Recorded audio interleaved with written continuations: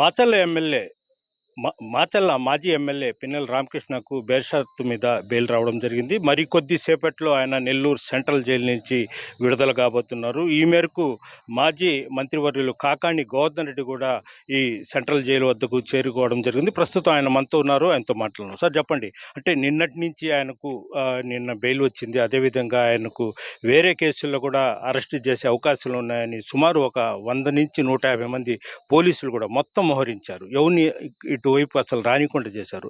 ఇది ఎలా చూస్తారు మీరు?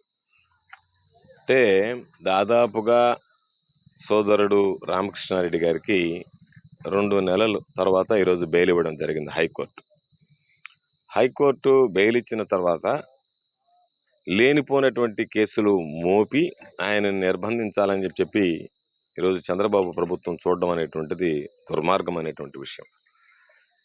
ఎందుకంటే చిన్న చిన్న కేసులు, ఈవీఎంలకు సంబంధించి అనేక రకాలైనటువంటి కేసులు గతంలో మనం చూసాం. ఈవీఎంలు తీసుకెళ్ళినవి చూసాం, బావుల్లో వేసినటువంటి ఉన్నాం. మన జరిగినటువంటి సంఘటనలో కూడా తెలుగుదేశం పార్టీకి సంబంధించినటువంటి అభ్యర్థులు కూడా వీటికి సంబంధించి కొన్ని దుశ్చర్యలకు పాల్పడడం, ఈవీఎంలను పగలగొట్టడం జరిగింది. అయితే ఈరోజు అదేదో దేశద్రోహంలాగా, చేయకూడనటువంటి నేరంలాగా అనేక రకాలైనటువంటి ఇవన్నీ చట్టంలో ఉన్నటువంటి అనేక రకాలైనటువంటి సెక్షన్లు పెట్టడం, ఎక్స్ప్లోజివ్ సెక్షన్ పెట్టడం, రకరకాలైనటువంటివి పెట్టి ఆయనని 2 నెలలు జైలుకి పంపినటువంటి చంద్రబాబుకి కక్ష తీరినట్టు లేదు. అందుకని ఆ కక్ష సాధింపులో భాగంగా ఏదో ఒక విధంగా మరలా ఆయన్ని జైల్లో నిర్బంధించాలనేటువంటి ఆలోచన చేయడం దుర్మార్గం. తప్పనిసరిగా ఈ ప్రభుత్వానికి ఇంత నియంతృత్వ పోకడలు. ఈరోజు పిన్నెల్లి రామకృష్ణారెడ్డికి ఇన్ని రోజులు బెయిల్ రాకుండా నిర్బంధించడమే వైఎస్ఆర్ కాంగ్రెస్ పార్టీ శ్రేణుల్లోనే కాకుండా ఇతర పార్టీలకు సంబంధించినటువంటి సానుభూతి పరులు, సాధారణంగా న్యూట్రల్గా ఉండేటువంటి వ్యక్తులు కూడా ఈరోజు బాధపడుతున్నారు. వేరే ఇంత కక్ష సాధింపు అవసరమా ప్రజాస్వామ్య వ్యవస్థలోని? అటువంటిది చంద్రబాబు నాయుడు మరింత కక్ష సాధింపులకు పాల్పడే కొంది జనాలలో పలచన కావడం తప్ప చంద్రబాబు నాయుడు నాయకత్వానికి కానీ, చంద్రబాబు నాయుడు పరిపాలనకు కానీ, చంద్రబాబు నాయుడు ప్రభుత్వానికి కానీ ఏమాత్రం మంచిది కాదు. ఇప్పటికైనా కక్ష సాధింపు చర్యలు మానుకోకపోతే వైఎస్ఆర్ కాంగ్రెస్ పార్టీకి సంబంధించినటువంటి మేమందరం జగన్మోహన్ రెడ్డి గారి కోసం ప్రాణం ఇవ్వడానికైనా సిద్ధంగా ఉంటాం. వైఎస్ఆర్ కాంగ్రెస్ పార్టీకి మళ్ళా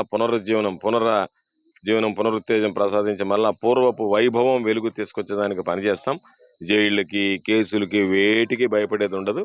కాబట్టి చంద్రబాబు నాయుడు ఓపికన్న రోజులు మమ్మల్ని అందరినీ నిర్బంధించిన అందరం సిద్ధంగా ఉన్నాం. వీటిని మేము సమర్థవంతంగా తిప్పికొట్టగలం, ఎదుర్కోగలం, ప్రజాక్షేత్రంలోకి వెళ్ళగలం. ప్రజాక్షేత్రంలో చంద్రబాబు నాయుడిని దోషి అని నిరూపించడానికి ఇవన్నీ కూడా మరింత ఆధారాలుగా పనిచేస్తాయి. సార్, అదేవిధంగా అంటే నిన్న సెంట్రల్ జైలునే మొత్తము పోలీస్ వలయంలోకి తీసుకున్నారు. ఆయన అనుచరులు కానీ, అదేవిధంగా వైఎస్ఆర్సీపీ పార్టీ కార్యకర్తలు కానీ, అభిమానులు ఎవరిని అసలు రానికుండా అడ్డుకున్నారు. దీన్ని ఎలా చూస్తారు? అదేవిధంగా నెల్లూరు సిటీలో ఉన్న లాడ్జీలు మొత్తం సోదా చేశారు, గందరగోళం సృష్టించారు. దీన్ని ఎలా చూడొచ్చు?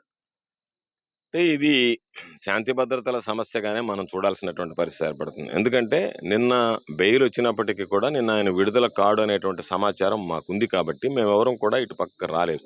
కారణం ఏమిటంటే బెయిల్ మంజూరైన తర్వాత దానికి సంబంధించినటువంటి షూరిటీస్ అన్ని ప్రొడ్యూస్ చేయాలని చెప్పి బెయిల్ మంజూరు కాగానే అసలు విడుదలవుతాడా లేదా ఈరోజు తెలియకుండానే పోలీసుల హడావిడి చూస్తేనే చంద్రబాబు నాయుడు పరిపాలన తీరు అర్థమవుతుంది. కాబట్టి నిన్న ఒకవేళ విడుదల ఉంటే మేము అందరం వచ్చి ఉండేవాళ్ళం, పోరాడి ఉండేవాళ్ళం. ఏ కారణాల మీద మీరు తీసుకువెళ్తున్నారో చెప్పండి, ప్రజలకు చెప్పాల్సినటువంటి అవసరం ఉందని చెప్పి నిలదీసి ఉండేవాళ్ళం. కానీ ఈ రోజు ఉదయం విడుదల విడుదల అవుతాడనేటువంటి సమాచారం మాకు. మరిన్ని వీడియోస్ కోసం ఛానల్ ని సబ్స్క్రైబ్ చేయండి. లేటెస్ట్ అప్డేట్స్ కోసం వాట్సాప్ ఛానల్ ని ఫాలో చేయండి. అండ్ లింక్ డిస్క్రిప్షన్ లో ఉంది.